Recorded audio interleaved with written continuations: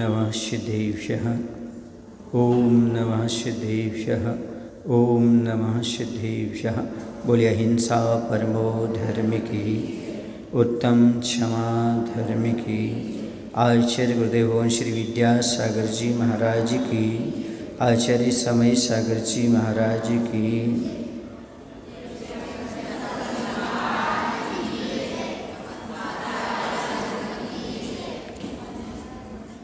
10 धर्मों की पूजन करते समय पढ़ तो लेते हैं पूजन को, उसके भाव भाषण नहीं होता और बिना भाव की क्रिया फलवती नहीं होती। इसलिए पढ़ते समय वह भाव होना चाहिए जो हम पूजन पढ़ रहे हैं। तो उत्तम क्षमा धर्म की जब पूजन पढ़ते हैं तो उस पूजन का अपन अर्थ समझते हैं। पीड़े दुष्ट अनेक, बांध मार बहुविधि करें, छरी धरिए क्षमा विवेक, कोप न कीजिए प्रीतमा।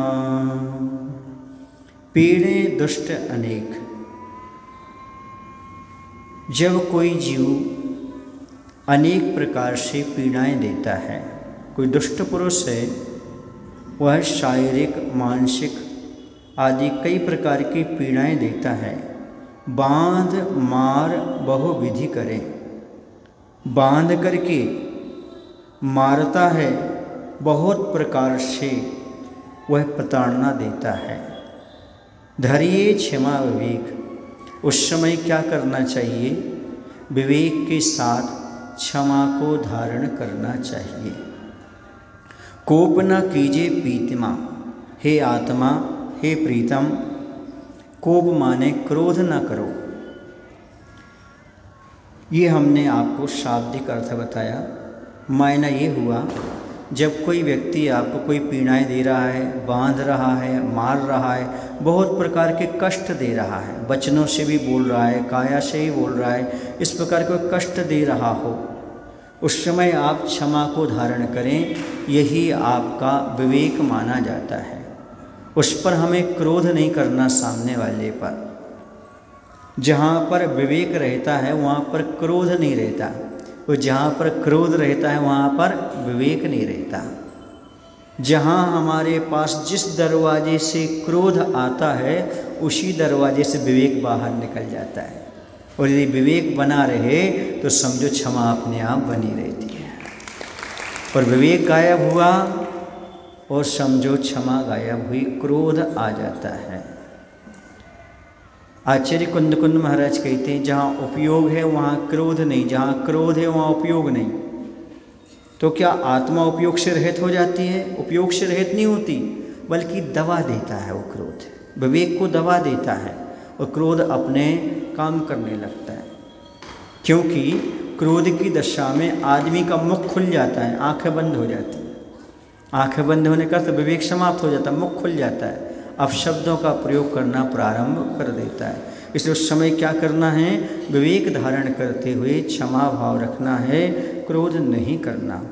उत्तम क्षमा गहोरे भाई, यह भव जस पर भव सुखदाई। उत्तम क्षमा को गहोरे भाई माने ग्रहण करो, उत्तम क्षमा धर्म को ग्रहण करो भाई। उससे क्या फायदा होगा? यह भव जस पर भव सुखदाई, इस भव में यश मिलेगा और परभव में सुख मिलेगा। यदि इस भव में यश चाहते हो और परभव में सुख चाहते हो तो सबसे अच्छा तरीका है उत्तम क्षमा को ग्रहण करिएगा। क्योंकि जो क्षमा धारण करते हैं लोक में उनको यश प्राप्त होता है। सीधी सी बात है, जो क्रोध करते हैं उनका अपयश फैलता है, निंदा और बुराई होती है। जो क्षमा धारण करते हैं उनका यश फैलता है, स्वाभाविक है।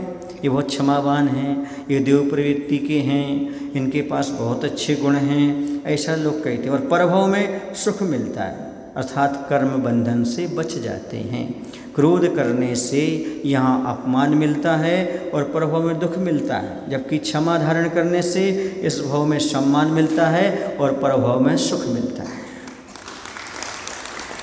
वैसे तो इस भव में भी सुख मिलता है, क्यों? उसकी मानसिक सुख रहता है, शरीर से भले कोई पीड़ा पहुंचा रहा हो पर अपने आप में वो सेटिस्फाई रहता है।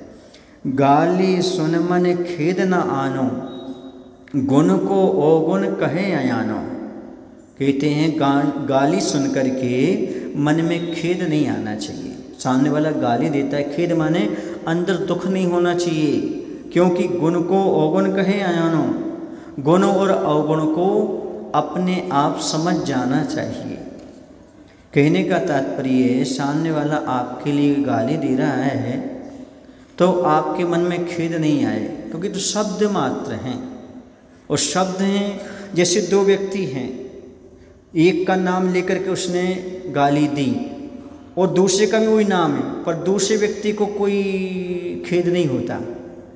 क्यों? क्योंकि वो उसको लगता हमें इंटेंशन पूर्वक हमें गाली दी जा रही है। तो आप गाली लेते हो तब तकलीफ होती है कि सामने वाला देता है तब तकलीफ होती है, क्योंकि दो व्यक्ति खड़े हैं, एक ने नहीं ली एक ने ली, तकलीफ किसको हुई?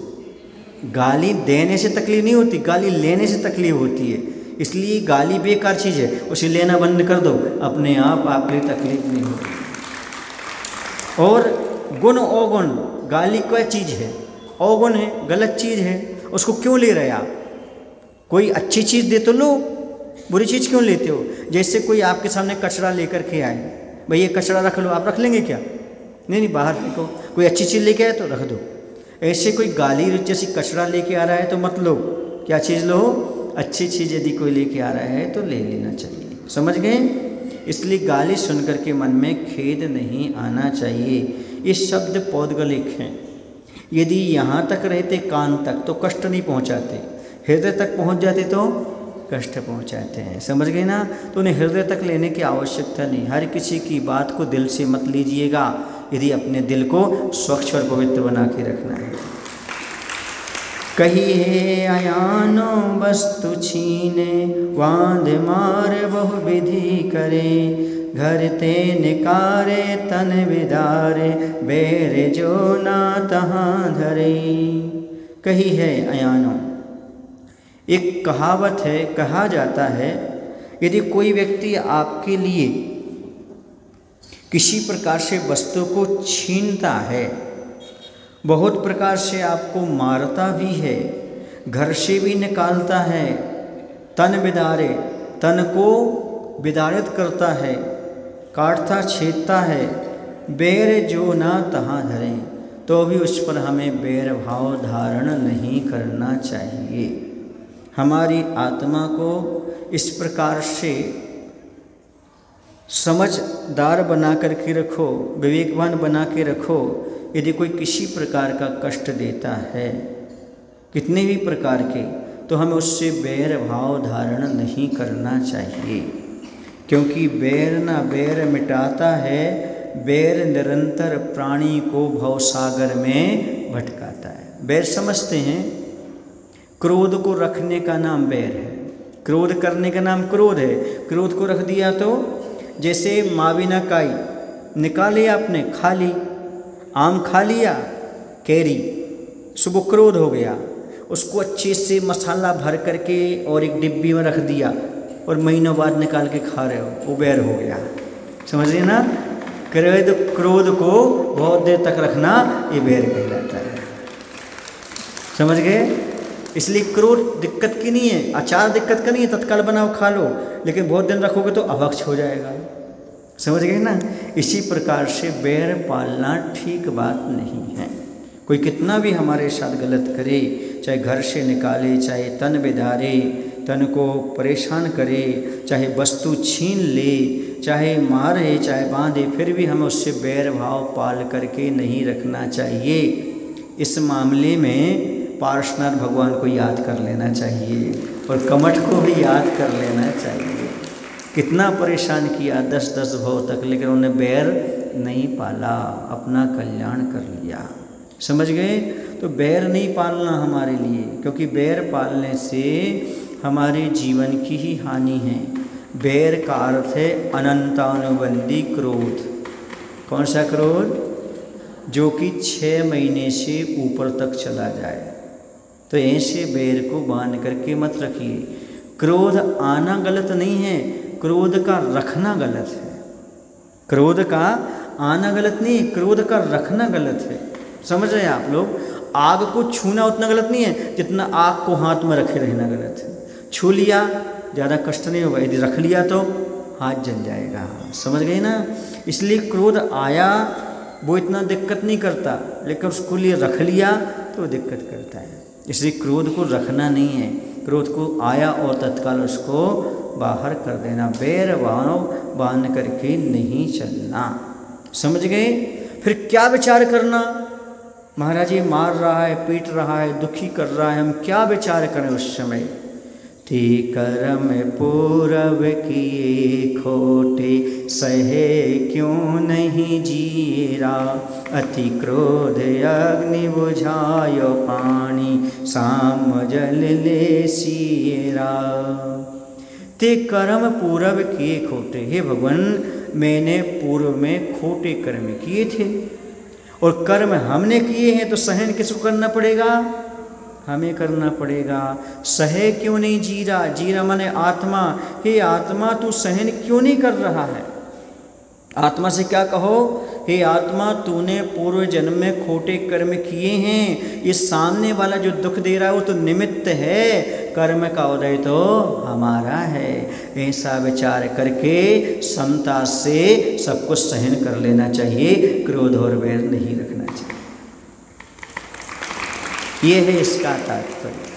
ये सारी की सारी बातें आपसे साथ होते रहे, कोई अपशब्द बोलता रहे, गाली देता रहे, कोई आपके शरीर को कष्ट पहुंचा रहता रहे, कुछ भी कहता रहे, उस समय बैर भाव ना पालते हुए क्षमा धारण करो और विचार करो, हे भगवान, मेरे पाप कर्म के उदय से ये सब हमें सुनना सहना पड़ रहा है। सामने वाला तो निमित्त मात्र है। यदि हमारे कर्म का उदय नहीं होता तो ऐसा कोई हमारे साथ गलत व्यवहार नहीं करता। ऐसा विचार करना, ऐसा सोचना, ये सब कर्म हैं हमारे, हमने पहले किए थे तो आज भोग रहे हैं, और ये हम बैर पालेंगे, क्रोध करेंगे, फिर कर्म बंधेगा तो आगे फिर भोगना पड़ेगा। इसलिए मैं तो अभी का अभी चुका दे रहा हूँ। समझ गए? इस पर मैं 2 पंक्तियाँ बोला करता हूँ। हम उन्हें खुशी देकर आए थे, वो हमें गम दे गए। हम उन्हें खुशी देकर आए थे, वो हमें गम दे गए। हम तो कर्ज से मुक्त हो गए, वो ही कर्जदार हो गए। हमने तो पहले कर्ज किया था, कर्म किया था, तो हमने तो कर्ज चुका दिया भैया, सहन कर लिया। अब वो हमें कष्ट दे रहा है तो कर्म बांध रहा है, वो कर्जदार होगा, हम तो कर्ज से मुक्त हो रहे हैं। ऐसा विचार उस समय करना चाहिए।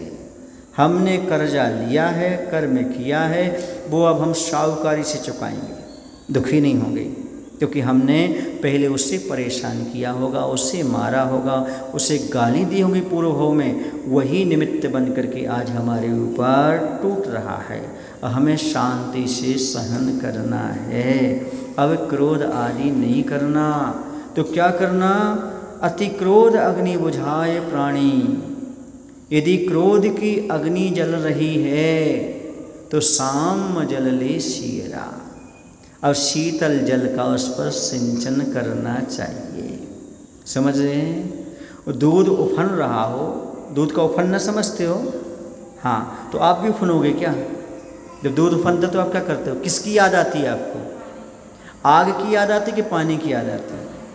जैसे उफनते हुए दूध को देख करके आग तेज नहीं करते आप, बल्कि पानी ला करके इस पर सिंचन करते हो।